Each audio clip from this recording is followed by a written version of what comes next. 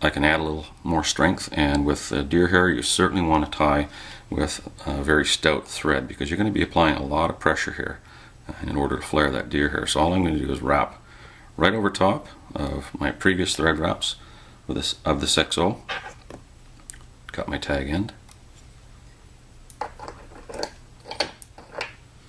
Now, don't get your bobbins mixed up here. And I want to make sure that I've bound my 6/0 down, so I'm going to go behind and in front. Alright, I'm happy with that. Now I think I've got the right thread. Trim, and we got lucky. Alright, so I'm going to use deer hair now.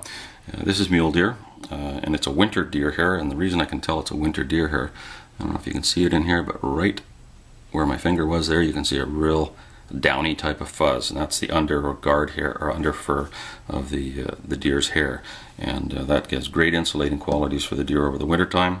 But I have to remove that. So what I want to do is trim some deer hair out of this patch. Now what I want to do is I want to make a collar with these tips. So I'm going to take about deer hair about the size of a pencil in diameter. Okay, and the first thing I want to do is to be able to knock all that under fur out. And one of the easiest ways to do that is you simply wrap the butt ends with your scissors, and all those fine little downy hairs have disappeared. And this is going to form a collar, so it's going to envelop the entire fly about halfway down the body. Now, but I want to even those up, so I put it in a hair stacker, drop them down into the tube, thumb over the edge. I won't bang it on the desk because it'll sound awful here. So into the palm of my hand, draw them out, and abracadabra, just like magic, they come out beautifully straight and even. You got any aberrant fibers, just pull them out. Now, so what I want to do is this tip of this deer hair wants to come about, I want it about halfway down the body. So I'm going to measure that with my fingers, and right about there. So I'll switch hands, lay the deer hair down on top. Now I'm not going to get full coverage with this because of the size of the tube. So to properly spin deer hair, you want to go loose wrap, 2, on 3 you want to let go with these fingers. So on 3, here we go. I'm going to start letting go and pull. Now work your thread through those fibers, through that deer hair to secure it. And I know, it looks like it just exploded. Now I need another patch to cover this near side, so I'm going to cut about the same amount. About a pencil diameter. Again, pick out any aberrant fibers that really aren't going to behave. Knock all that under fur out. I don't know if you can see that or not, but it's very, very fine. It's like baby fine down. And if your hair is full of that, it will not spin properly. So into the hair stacker, tap it down, remove the top collar. All your hair tips are aligned there. Same thing. Pinch, estimate your size right about there. Switch hands. 1, 2, on 3 we start to go. There we go. You really pull to get the deer hair just to flare. Alright, put the hair stacker away, we don't need that anymore. What I'd like to introduce you to now is a very handy little tool. This is called a hair packer. If you see, it has 4 different size holes. It also has a hole on the end here.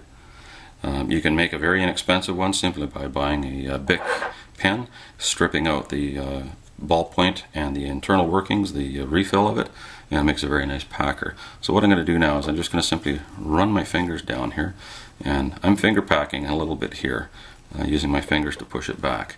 But the hair packer on the Eumer tubes, it's perfect. It slides right over with the center. Now, if you're doing this with a hook, of course you run a great risk of stabbing yourself on the hook point, which I've done many times. Now, work the thread back through the hair. Try and stroke as much as you can back. Couple of wraps. Now, let me point something out here. I've got 2 different lengths of hair here. I've got my collar ends, which are the tapered ends, and I've got these long ones here you can see. Now the reason I've got these is these are my point or a reference that I'm going to use for trimming this later on. So these are particularly long for a reason. It's going to protect that collar so that I don't cut it off when I start trimming out my deer hair. Now the next thing we need to do is we're going to step down onto the black tube here.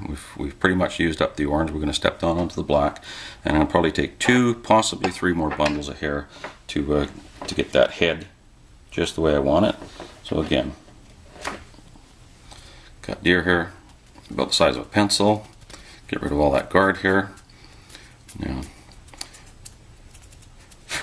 very, very staticky stuff. Some guys use a comb to comb this out. I don't like using a comb because it creates static. You can get away with using one made of bone. They work very well. Now, I've switched that in my hands, and what I'm going to do is hold that down, and I'm going to trim these butts off. Okay. Now, the reason I've done that is now I can differentiate between the collar hair back here and this hair. This hair is very long. This will be very short when it's spun on. Okay, so I've got about a pencil size. Again, come in at about a 45-degree angle with it. 1, 2, 3. Let go with your fingers and start to pull. Work your hair around. Pack it in with your fingers. Again, use your hair packer. Really get that hair tight. Pull back with your fingers. Come up through. Ahead of all that deer hair. A couple of wraps. I'm going to need another stack of deer hair here.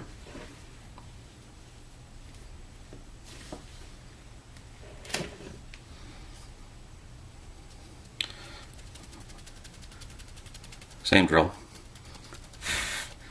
This is like rabbit hair. This stuff's so fine. It goes up your nose and in your eyes. I find the easiest way to deal with deer hair when you're working is try not to be neat about it, because it's going to end up everywhere, and blow on it. It gets rid of it all out of your face and off your lap. Again, we trim the butts, or trim the tips rather, so they're the same as the butts, and we can differentiate between the different hair here. Come in at a 45 over the top. 1, 2, 3. Let go and work your thread through. Push back with your fingers. Use the hair packer.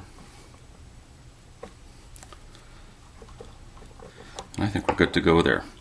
So we've got enough of a head started there that I can finish here now. So I'm just going to come ahead, create a bit of a head. You don't need much because I'm going to put a cone on this.